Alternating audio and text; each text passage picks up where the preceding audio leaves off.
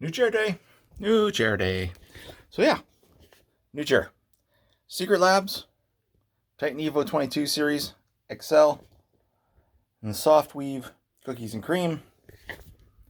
Need a new chair. So on the channel here, we've done a few different chair videos, starting way back years ago with some X-Rocker type gaming chairs for the kids, then leading into a mesh chair that I got from Staples that I used basically through the pandemic working from home, and then also another little very inexpensive task chair that I'd picked up for some tasks. The whole task chair thing. Basically picked this up because, well, it was on sale, about $100 off Canadian in a pre-Black Friday sale, and I was having some issues with the mesh chair. Basically, I've worn the thing out from what I can kind of tell. A few little idiosyncrasies with it that are a bit of a problem, and I was starting to have some leg and back issues with the chair, and it's just not supporting me properly. So, time for a new chair. Went a little bit more robust. This chair definitely seems to be more robust from what I'm understanding. But yeah, so it's going to be time to set this guy up, give it a test in my system, see how it all works, how it fits to me. I'm going to start off by, I got to get this Bowflex kind of moved out of the way so I got some room. One thing I will note is, yeah, it is a heavy box. The package weight itself, 37.5 kilograms, so about 80 pounds. Definitely a heavy box, heavy to move around. I'm going to clear some space so I got lots of room to move stuff around. And I'll start on this.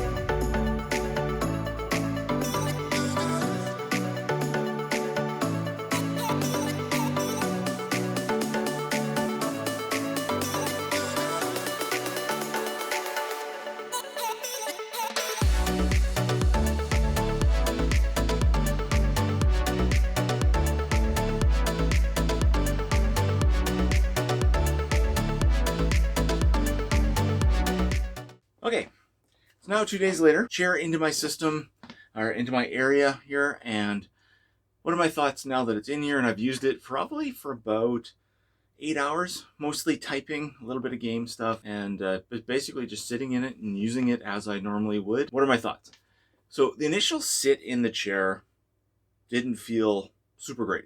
The seat is hard, definitely it's a firm foam. You can tell that it's foam, but it's firm. But as found as like even I sat here for 2-3 hours, that was never a problem. I think it's almost like the foam loosens up a little bit as you kind of sit in it for a little bit, and it's a lot more comfortable. Didn't have any issues there. I did have to play with the lumbar quite a bit to get it up and down to where I needed it to be and in and out.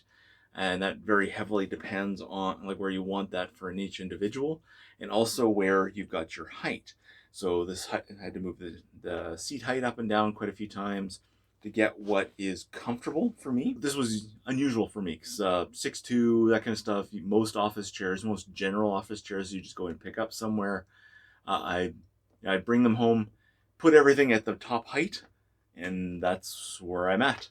I wouldn't have any other adjustments I could really do because I would already be at kind of the maximum what the chair could handle.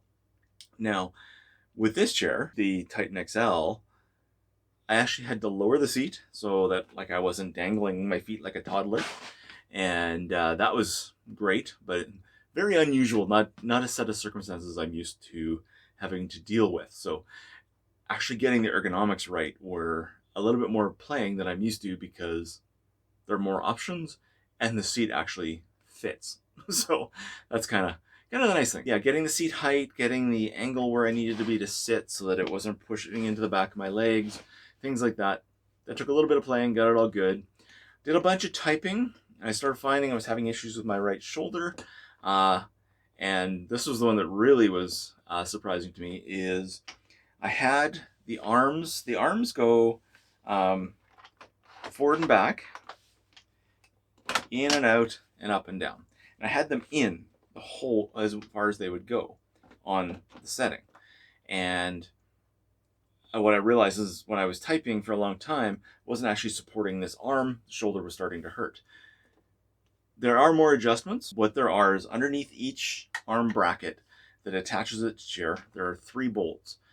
And they have about an inch of play on how far you can move the whole arm in and out. It's not a quick adjustment. It's something you got to get underneath with the hex key and make the adjustments. But I brought it in about halfway, and then with the adjustments, I think I've got it right. Got a little bit more room to play to bring it where I need to be, but 6'2", 245 pounds. This gives you a picture of how I sit in the chair, how I fit in it, how the armrests work. So I'm heavy, a lot of it's in my belly, but I've also got a lot of muscle up top here, wider chest and shoulders. So this is the way I kind of sit. Lots of room, and obviously I'd have room to expand based on how much further it could go out. So lots of options. One thing to note when you're doing the, if you have to do the arm things underneath, they are snug. They're in there pretty tight. So in the box, you get a magnetic screwdriver with the interchangeable bit that has a Phillips on one end and the hex key on the other. You're probably not going to get enough torque out of that to open to basically unloosen those screws. At least it wasn't on mine. And so there is also a big L hex key that comes in the package. That is what I used to loosen those. Basically, I was able to get a lot more leverage with that. To access those bolts, once you have the levers on for the seat adjustments, basically just got to pull those levers back off, the little handles back off, so you can actually make those adjustments. So easy adjustment, seems to be pretty good, quite comfortable for sitting for hours. I've got no back issues, no leg issues, super solid. The chair is quite stable. I was realizing today that the where the casters go in, the 5-prong base down there, they're longer than any of the other chairs that I have in the house.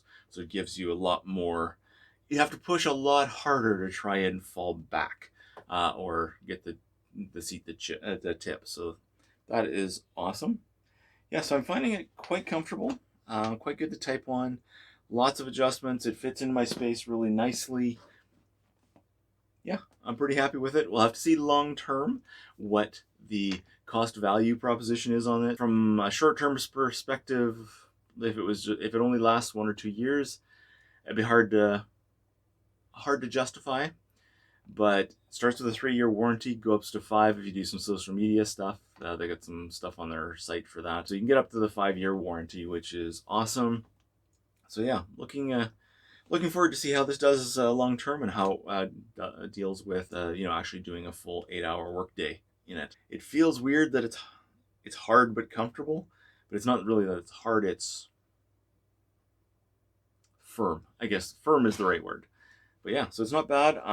Sitting here, you can see the sides. They're right against my right before my belly here on the sides. The shoulders If I go like this, yeah, I bump into them, but the nice thing is that's still just a firmer cushion, not like a metal bar that I'm bumping in. So it is maybe more an embrace than a grapple on how the chair fits. So it basically just fits comfortably. It's kind of kind of nice. I'm liking the difference, at least between the other recent chairs I've used. So yeah, definitely gonna be interesting to see how this goes along. Definitely enjoy the chair. See long term whether it was worth the money. Short term, I'm hopeful. Anyway, that's where I'm going to end this one today. Thank you for watching. Subscribe for more. Got a few other videos coming out. My setup is a little bit wild. There's a lot of stuff going on in this room. I'm thinking I'm going to do a bit of a tour of the setup and how I use this between work and home, and a variety of things in there. Testing and fixing some computer stuff that I do, soldering some stuff, things like that. So yeah, stay tuned for that kind of video. Got an HDMI adapter for a Wii coming up. I got to test and see how that works as compared to component videos. And I've got an old original Xbox that I'm going to need to take apart and replace an old, or remove an old capacitor in it that apparently is a ticking time bomb on the old Xboxes that can basically just brick the machines. And I checked, my machine still turns on, so I've got to go remove that capacitor and basically try and preserve that piece of my history. Anyway, yeah, thank you for watching. I'll see you in the next video.